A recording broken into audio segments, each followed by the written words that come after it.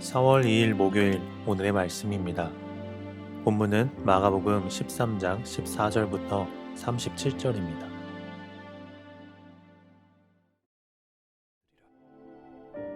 멸망에 가증한 것이 서지 못할 곳에 선 것을 보거든 읽는 자는 깨달을진저. 그때 유대에 있는 자들은 산으로 도망할지어다.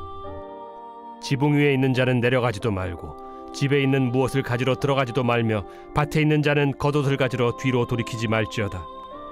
그날에는 아이 벤 자들과 젖 먹이는 자들에게 화가 있으리로다. 이 일이 겨울에 일어나지 않도록 기도하라. 이는 그날들이 환난의 날이 되겠음이라. 하나님께서 창조하신 시초부터 지금까지 이런 환난이 없었고 후에도 없으리라. 만일 주께서 그날들을 감하지 아니하셨더라면 모든 육체가 구원을 얻지 못할 것이거늘 자기가 택하신 자들을 위하여 그 날들을 감하셨느니라. 그때 어떤 사람이 너희에게 말하되 보라 그리스도가 여기 있다, 보라 저기 있다 하여도 믿지 말라. 거짓 그리스도들과 거짓 선지자들이 일어나서 이적과 기사를 행하여 할 수만 있으면 택하신 자들을 미혹하려 하리라. 너희는 삼가라. 내가 모든 일을 너희에게 미리 말하였노라. 그때 그 환난 후 해가 어두워지며 달이 빛을 내지 아니하며 별들이 하늘에서 떨어지며 하늘에 있는 권능들이 흔들리리라. 그때 인자가 구름을 타고 큰 권능과 영광으로 오는 것을 사람들이 보리라. 또 그때 그가 천사들을 보내어 자기가 택하신 자들을 땅 끝으로부터 하늘 끝까지 사방에서 모으리라. 무화과 나무의 비유를 배우라. 그 가지가 연하여지고 잎사귀를 내면 여름이 가까운 줄 아나니 이와 같이 너희가 이런 일이 일어나는 것을 보거든 인자가 가까이 곧 문 앞에 이른 줄 알라. 내가 진실로 너희에게 말하노니 이 세대가 지나가기 전에 이 일이 다 일어나리라. 천지는 없어지겠으나 내 말은 없어지지 아니하리라. 그러나 그 날과 그때는 아무도 모르나니 하늘에 있는 천사들도 아들도 모르고 아버지만 아시느니라. 주의하라. 깨어 있으라. 그때가 언제인지 알지 못함이라. 가령 사람이 집을 떠나 타국으로 갈 때 그 종들에게 고난을 주어 각각 사물을 맡기며 문지기에게 깨어 있으라 명한과 같으니 그러므로 깨어 있으라. 집주인이 언제 올는지 혹 저물 때에 일는지 밤중에 일는지 다굴 때 일는지 새벽 일는지 너희가 알지 못함이라. 그가 호련히 와서 너희가 자는 것을 보지 않도록 하라. 깨어 있으라. 내가 너희에게 하는 이 말은 모든 사람에게 하는 말이니라. 오늘 본문은 예루살렘 성전의 파괴와 예루살렘의 멸망, 더 나아가 역사의 종말에 관해 말씀하고 있습니다. 예수님은 예루살렘 성전 파괴와 종말의 징조를 말씀하시며 그것으로 말씀을 마치지 아니하시고 그러나 그날과 그때는 아무도 모르나니 하늘에 있는 천사도 아들도 모르고 아버지만 아시느니라. 주의하라. 깨어 있으라. 그때가 언제인지 알지 못함이라 하며 말씀을 맺으십니다. 여러분, 사실 거의 모든 사람은 어떤 사건에 관련하여서 언제 그랬는지, 언제 일어날 것인지, 특히 미래와 관련된 사건이라면 시기와 때에 모든 관심이 쏠려 있습니다. 이것이 본능인지 관심을 끊어보려고 해도 끊어내기가 여간 어려운 것이 아닙니다. 특히나 이런 전 세계적인 어려움이 오는 때면 지금인가 하여 두려움이 스멀스멀 올라오곤 합니다. 그러나 본문의 예수님은 제자들에게 여러 징조에 관심을 둘 것이 아니라 하나님은 역사의 주인이시며 반드시 다시 오셔서 역사를 완성할 것이다. 그러나 그날과 그때는 아무도 모르니 주의하며 깨어 있으라. 우리의 태도에 대해서 말씀하십니다. 이런 예수님의 가르침을 통해 제자된 우리는 무엇을 배울 수 있을까요? 첫째, 마지막이 있음을 늘 의식하고 살아야 한다는 것을 배울 수 있습니다. 인생은 개인적인 종말이든 역사적인 종말이든 반드시 종말을 맞이하게 되어 있습니다.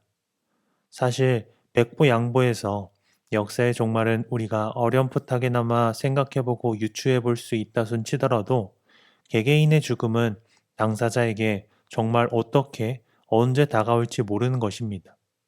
어찌 보면 우리가 이런 전 세계적인 혼돈보다 개개인의 죽음이 언제 올지 늘 두려워하며 사는 것이 오히려 더 논리적이라고 볼 수도 있겠죠. 오늘 본문에서도 죽음에 대해서 이렇게 말합니다. 28절 무화과 나무의 비유를 배우라. 그 가지가 연하여지고 잎사귀를 내면 여름이 가까운 줄 아나니. 언제 여름이 올 것이라는 특정한 시기를 알려주는 것을 이야기하는 것이 아니라 그 시기가 반드시 온다는 사실을 이야기합니다. 즉, 반드시 종말이 온다는 사실을 말씀하십니다. 이처럼 죽음이라는 것, 인생의 종착이라는 것은 늘 내 옆에 도사리는 날이 선 검과 같습니다. 그러나 이것이 은혜인지 그런 감당할 수 없는 두려움은 잊어버린 채 살아가는 것이 우리의 보통의 삶입니다. 물론 늘 두려움 속에 산다면 정신적으로 피폐해지고 정상적인 삶을 살 수는 없을 것입니다. 그러나 마지막이 있다. 그것은 어느 누구도 피해갈 수 없다는 인식마저 잃어버린 채 이 세상에서의 삶을 사는 것 또한 정상적인 삶을 사는 것이라고 볼 수 없습니다. 우리에게 정상적인 삶은 무슨 삶입니까? 죽음을 넘어선 영생의 삶, 하나님과 함께 살아갈 그 영원의 삶을 인식하고 사는 삶이 정상적인 삶입니다.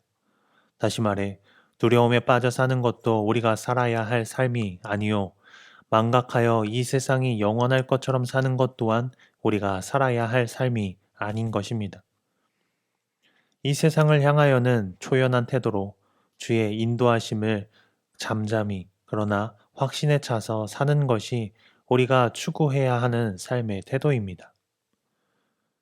둘째로 그리스도인으로서 마지막을 대하는 자세는 주의하여 깨어있는 것이라는 것을 배울 수 있습니다. 오늘 말씀은 순서에 따라 정해진 것인데 딱 요즘 우리가 맞닥뜨린 상황이 마치 예견된 일인 양 맞아 떨어지는 것처럼 보입니다. 물론 말씀은 살아 역사하는 운동력 있는 생동력 있는 말씀이기에 어떤 상황 속에서도 말씀을 통해 우리의 삶을 비춰볼 수 있는 능력이 있음을 믿습니다. 하지만 이런 시대주의적 해석은 바람직하지 않습니다. 본문 첫 서두에 멸망에 가증한 것이 서지 못할 곳에 선 것을 보거든 즉각 그 자리에서 모두 도망치라고 경고하는 말씀을 보게 됩니다. 이것을 우리는 이번 사태가 심각하니 종말의 때와 같구나.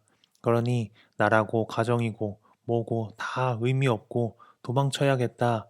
이렇게 생각하는 것은 말씀을 읽다가 내가 생각한 것과 맞아 떨어지는 부분에서 멈춘 어리석은 자의 모습이라고 할 수 있습니다. 오늘 본문의 뒷부분, 결론 부분에서 분명히 이야기합니다. 우리가 이런 상황 속에서 어떻게 대처해야 하는지, 환란으로부터 피하는 행동이 어떤 행동인지 분명히 가르치십니다. 바로 깨어 기도하는 것입니다. 미혹에 넘어지지 않도록 우리를 더 죽게 의지하는 것입니다. 다시 말해 오늘 말씀을 통해 예수님께서는 제자들에게 언제 어떻게 종말이 다가오는지에 집중할 것이 아니라 그 종말은 올 수밖에 없는 정해진 사실인데 그때에 주의하여 깨어 있으라, 믿음을 지키라, 이것에 중점이 있다는 것입니다. 말씀을 맺겠습니다. 앞서 나눈 바와 같이 이런 시대적 상황은 우리를 두렵게 하기에 충분합니다. 그러나 사실 논리적으로 따지고 보면 그보다 우리 개개인의 죽음이 언제든 찾아올 수 있다는 사실이 더 큰 두려움입니다. 하지만 우리는 본능적으로 그 죽음에 두려워 떠는 것보다 망각하는 것을 선택합니다. 그러면서도 어리석게도 그보다 두려울 일 없는 이 시대적 환란을 더 두려워하는 것입니다. 비난하는 것에 몰두하거나 방관합니다. 그러면서 우리의 신앙을 흐리게 합니다. 그러나 기억하십시오. 우리는 그보다 더 큰 두려움, 우리의 죽음을 예수 그리스도께서 이미 깨뜨리시고 해결하셨다는 사실을 말입니다. 환란은 우리의 눈을 어둡게 합니다. 우리의 귀도 멀게 합니다. 하지만 그보다 더 두렵고 큰 사망의 권세로부터 우리를 해방시키셨습니다. 우리는 이것을 기억하고 깨어 기도해야 합니다. 환란과 고통, 매우 힘들고 어렵지만 위로하시는 주의 은혜를 사모하며 그렇게 해주실 것을 신뢰하며 깨어 기도해야 합니다. 또한 동시에 미혹의 소리에 우리는 귀를 닫아야 합니다. 세상의 혼란을 틈타 우리 주 하나님보다 자신의 뜻을 더 크다 말하며 우리의 믿음을 뒤흔드는 자의 소리에 귀를 닫아야 합니다. 하나님보다 큰 존재는 어디에도 없습니다. 모든 환란과 두려움을 조장하는 것도 하나님의 견줄 때면 비교할 것이 못 됩니다. 뿐만 아니라 내가 구원자다 외치는 자들의 소리에 미혹되어 사망의 길로 끌려가는 불쌍한 영혼들을 위해서도 기도해야 합니다. 주의 은혜로 진리와 거짓이 드러나는 이때에 미혹되어 끌려가던 자들이 주께로 돌아오는 은혜를 구해야 합니다. 이것이 깨어 기도하는 우리의 모습이 되어야 할 줄로 믿습니다. 나 자신을 위해 기도도 많이 해야 하지만 주의 시선이 어디에 있는지 기억하며 함께 마음을 합하여 주의 뜻을 구할 수 있는 것이 주의 백성된 우리의 올바른 태도일 줄로 믿습니다. 마지막을 늘 의식하되 깨어 기도하는 저와 여러분이 될 수 있기를 예수 그리스도의 이름으로 축복합니다. 기도하겠습니다. 사랑해 주님 감사합니다. 어떠한 때에도 주의 말씀을 붙들 수 있게 하심 감사합니다. 주님, 세상이 혼란스러운 이때에 우리의 마음도 요동하지 않을 수 있도록 지켜 주옵소서. 아버지를 신뢰하며 세상을 비관하기보다 새롭게 하실 것을 끝까지 인내하며 주의 뜻이 주님의 방법대로 이루어지길 소망하며 깨어 기도하는 우리가 될 수 있도록 도와주옵소서. 사랑이 많으신 예수 그리스도의 이름으로 기도합니다. 아멘. 함께 기도할 제목은 첫째, 혼란스러운 이때에 우리의 삶에 마지막이 있음을 기억하게 하시고 깨어 기도하며 마지막의 때를 살아가게 도와주소서. 둘째, 나라와 민족을 불쌍히 여기시고 하나님의 뜻대로 인도하옵소서. 또한 우리 방어진제일교회가 말씀과 성령이 충만한 교회로 굳게 세워주소서. 셋째, 코로나19 바이러스 백신이 속히 개발되게 하시고 하나님의 평강이 온 땅 가운데 충만하여 일상의 온전한 회복이 있게 하소서. 함께 기도하겠습니다.